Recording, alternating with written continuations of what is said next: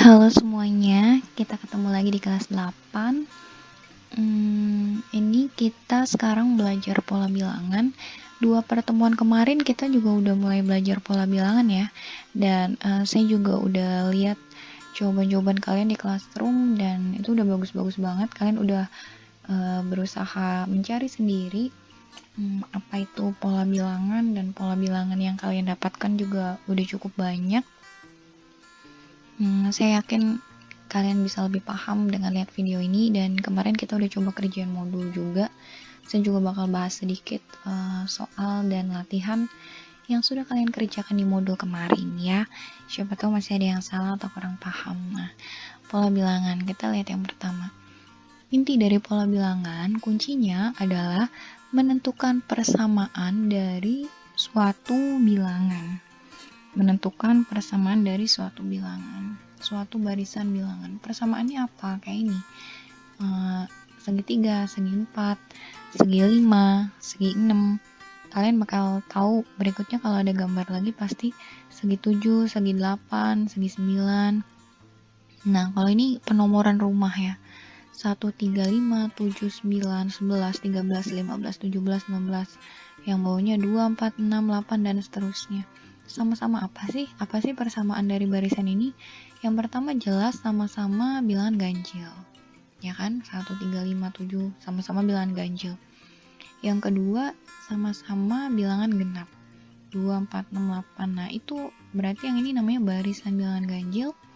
Yang ini namanya barisan bilangan genap. Nah, itu yang maksudnya menentukan persamaan dari suatu barisan bilangan. Nah, kita lihat ini, barisan Fibonacci. Kemarin masih ada beberapa anak yang bingung mengenai barisan Fibonacci. Gimana sih, Miss, dapat jawabannya? Nah, kita baca di sini. Ini ada di modul, juga ada sih di modul kalian. Aturan pembentukannya adalah suku berikutnya diperoleh dengan menjumlahkan 2 suku di depannya. Tuh, berarti 1 ditambah 1, nanti hasilnya di sini 2. Nih lihat. Tuh, 2 ditambah 1 hasilnya 3. 3 ditambah 2, 5. 5 ditambah 3, 8. 8 ditambah 5, 11, nanti dan seterusnya. Begitu juga yang bawahnya. 1 tambah 3, 4. 4 tambah 3, 7. 7 tambah 4, 11. Tuh, terus ini dapat 18 dari 11 tambah 7. Begitu juga yang bawahnya sama. Polanya tinggal ditambahkan 2 angka di depannya, nanti kita dapat angka belakangnya. Nah, pola yang berikutnya yang penting dan sering muncul lagi itu segitiga Pascal. Kenapa namanya segitiga? Ya, jelas ya, bentuknya kayak segitiga tuh. Kayak segitiga, kayak piramida. Nah, segitiga Pascal ini didapat dari mana? Gimana cara bikinnya? Ini kalian bisa bikin sendiri. Ini kan dimulai dari angka 1. Selalu dia dimulai dan diakhiri dengan angka 1. Angka tengahnya dapat dari mana? Kita lihat. Ini di awalan jelas cuma 1 ya. Terus cuma 1, ini masih dikosongin 1. Kita lihat bawahnya 1, ini dapat dari mana? 2. 1 ditambah 1, 2. Terus lagi 1. Mulai lagi dari 1. 1 ditambah 2, 3. 2 ditambah 1, 3. Terus diakhiri lagi dengan angka 1. Terus diawali lagi dengan angka 1. 1 ditambah 3, 4. 3 ditambah 3, 6.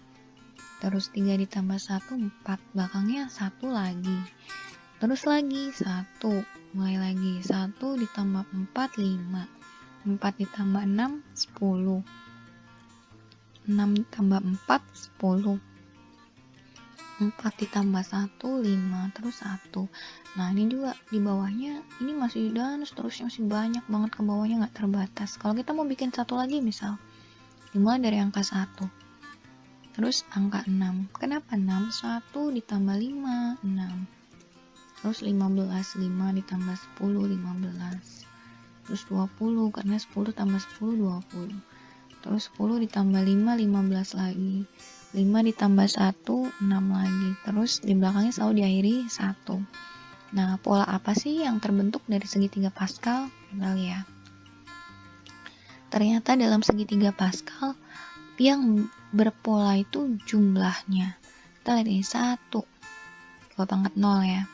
1 ditambah 1, jawabannya 2. 2 pangkat 1. 1 ditambah 2 ditambah 1, jawabannya 4 kan, 2 pangkat 2.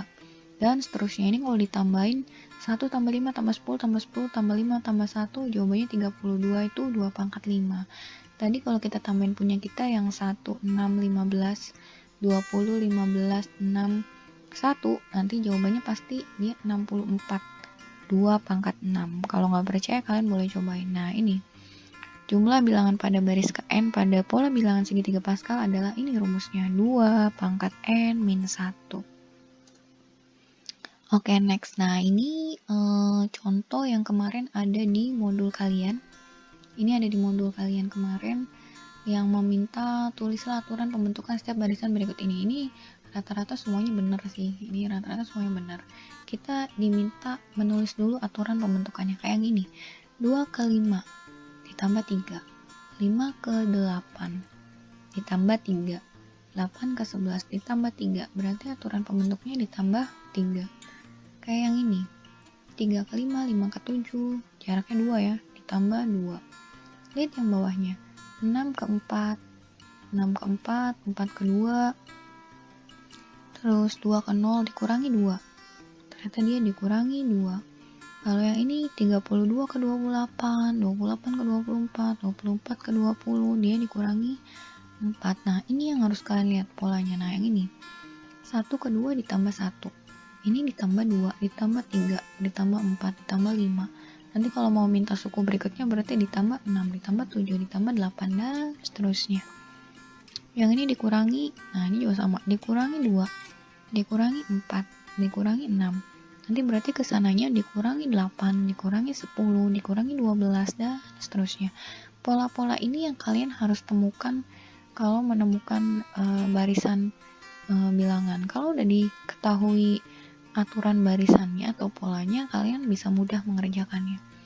Nah, ini yang bawah dikali 2.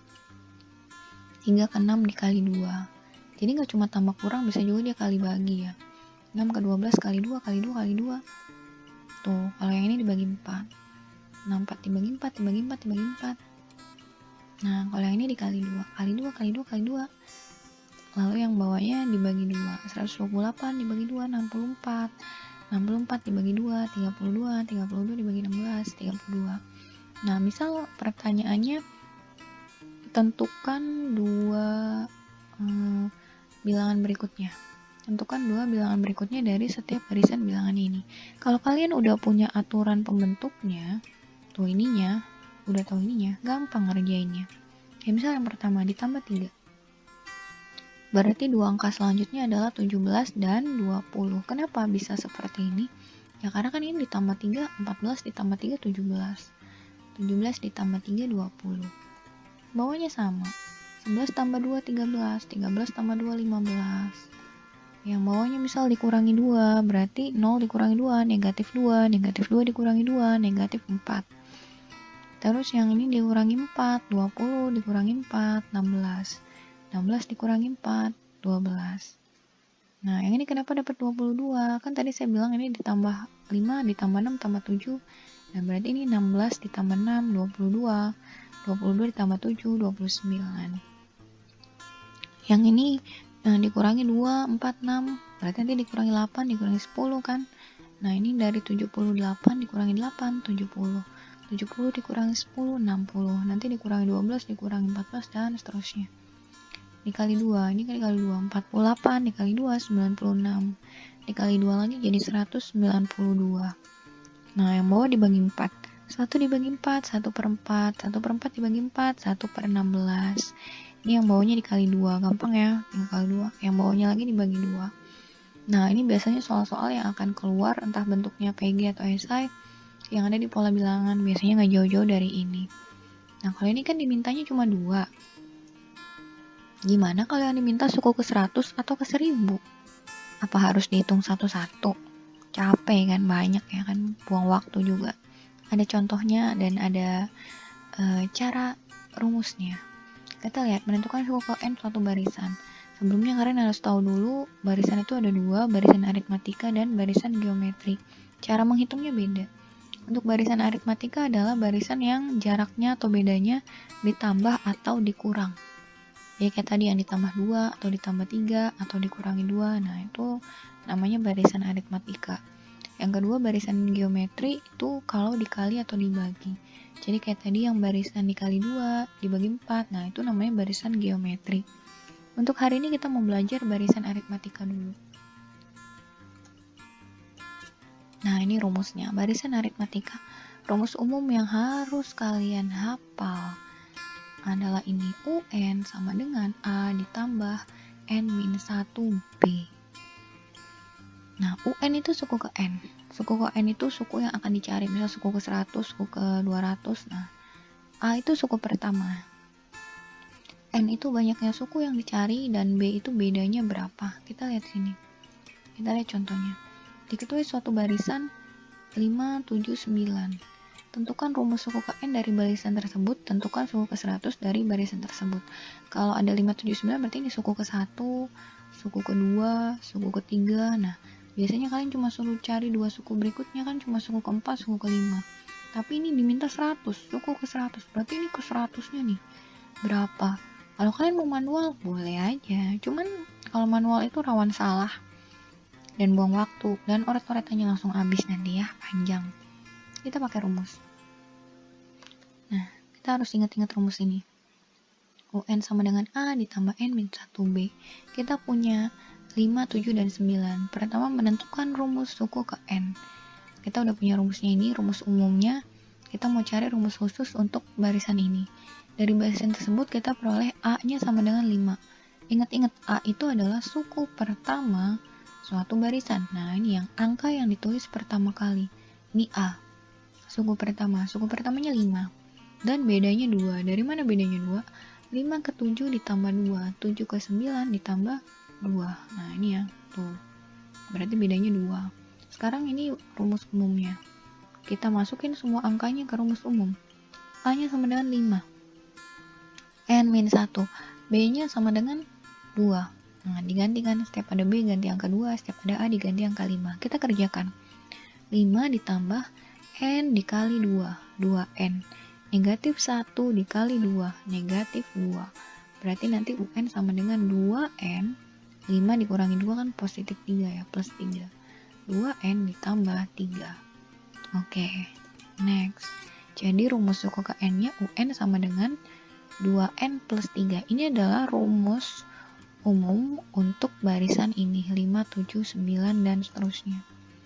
Kita lihat yang B. Menentukan suku ke 100. Kita udah punya rumus suku ke N dari barisan itu. UN sama dengan 2N ditambah 3. Diminta dia suku ke 100. Berarti setiap ada N diganti dengan 100. Nih, ini rumus umumnya ditulis, setiap ada N diganti 100. Berarti U100 sama dengan 2 dikali 100 ditambah 3. U100 sama dengan 2 kali 100, 200 ditambah 3. U100 sama dengan 203. Jadi, suku ke 100-nya adalah 203.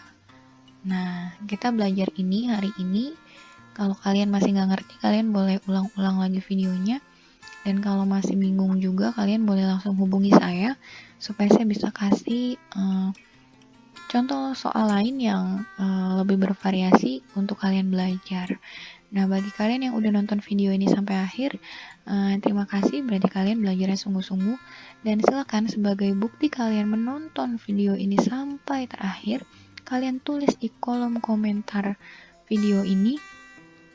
Tuliskan di situ, saya sudah menonton videonya sampai akhir. Terima kasih, Miss. Nah, gitu ya. Kurang lebih gitulah. Pokoknya tinggalkan komen. Tinggalkan komen yang menunjukkan kalau kalian sudah nonton video ini sampai selesai. Oke ya, thank you. Kita ketemu di video berikutnya. Bye-bye.